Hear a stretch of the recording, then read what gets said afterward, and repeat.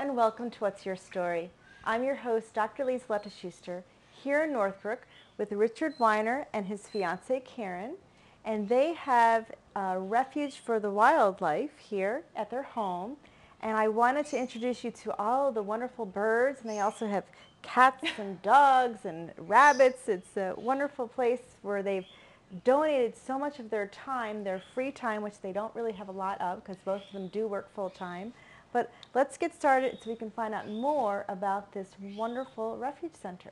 So Richard, thank you for letting me in your home, and tell me a little bit about how you got started with this center. Sure. Well, first, thanks for coming. Absolutely. I started about 18 or 19 years ago. I was walking a patrol beat as a brand new police officer, and saw a guy walking around with a cockatoo on his shoulder, and saw how this incredible interaction took place between the two. And always being an animal person, thought, wow, I wanted to find out what birds were all about, and I did my research. And after about 6 months, I bought my first bird, an African gray parrot named Prince, who I still have. After about 2 years, I bought my second bird, Ninja, an umbrella cockatoo, and started bringing them to work with me. And people got to know me, you know, as the bird man and stuff like that. And then suddenly people bring me their birds, didn't want this bird, didn't want that bird. And, you know, I tried to find homes for them, give them away, and found that, you know, I wound up with 9 birds one day and tried to find a rescue center, and there weren't any. And I thought, okay, obviously there was a need for this, and that's when I started a refuge for saving the wildlife. Because I did notice that you have 2 rooms that you have your birds in. One are like the white birds, the cockatoos, and then you have another room filled with other kinds of birds. So what are the different species that you have? The one room is the cockatoo room, and generally we have the cockatoos separated because of the fact that they're a dustier bird, and that's the way they are in the wild. That's how they keep themselves clean. So because they're dustier, the cages are dustier. The cages stay dirtier. So what happens is, to make it easier for us to clean, we separated the cockatoos from the rest of the birds, and so we wound up taking and doing the cockatoos in the separate room, and then everybody else into the other room. Just makes it a little bit easier for us to kind of keep them cleaner. Now, where do these birds come from? What part of the world do they come from? Oh my gosh, all over. You have the Amazon, you have your macaws in the Amazon. African greys obviously are from Africa. Your cockatoo species are kind of spread around. Some are from Australia, New Zealand.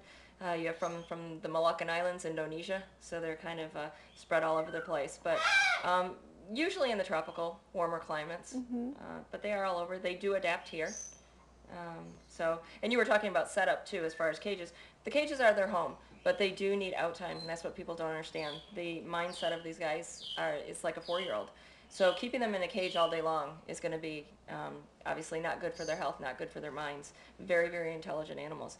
So we have the cage. Basically, that is their home. That's their safety net. But here, they're out most of the time. Like, how much would a person spend, like, monthly to take care of a bird like this?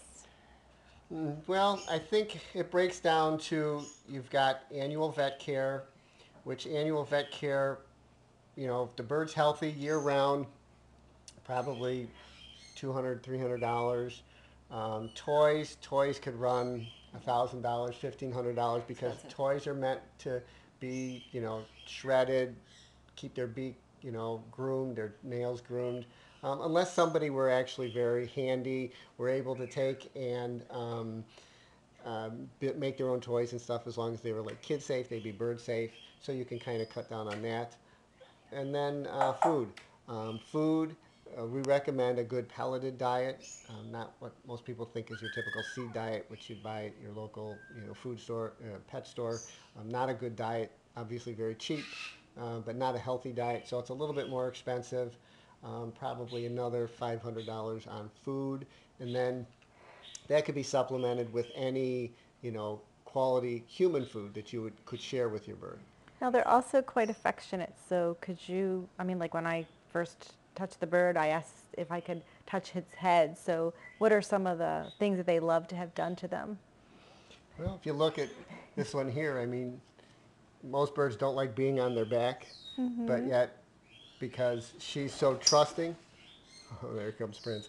She's so trusting, she'll allow me to hold her on her back and scratch her belly. just because she's gotten accustomed to it. Um, and she'll love to be petted, scratched on her head. And each bird is kind of individual with what they like and what they don't like. My bird, that's Prince, my first bird there, the gray. He will allow the same thing. Just love to be petted, full body petted. Um, and then some birds are a little bit less likely to be all full body petted, sometimes just on the top of their head.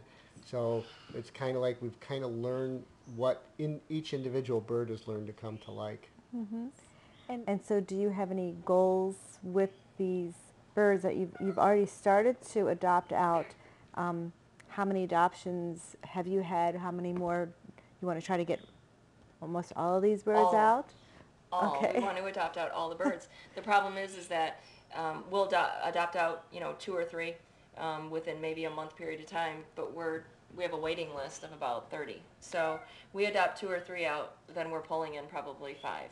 Um, it would be nice if the breeding would stop and people would go to the rescues. You're not getting a bird that's damaged. You're getting a bird that needs a home.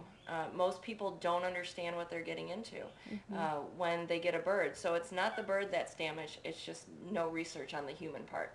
So I want people to understand that getting a hand-fed baby bird is not going to benefit you in any way. You're going to come to a rescue. These guys are already set in their ways. You know what you're going to get. But yeah, it would be nice to adopt every single one of the birds out, and that's our goal. That is our goal, to get great homes for everybody. Thank you both so much for talking to us about your wild refuge. And once again, Richard, give us what the website is. It's www.rescuethebirds.org. And again, each of us has something that we're very, very passionate about.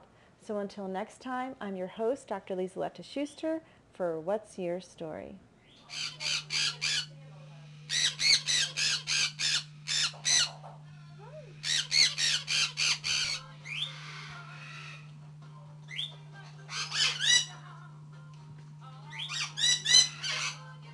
And I take her because she'll go to anybody. And the unfortunate Oh, beautiful. You say yes? Are you pretty? Yes. Yes, you are.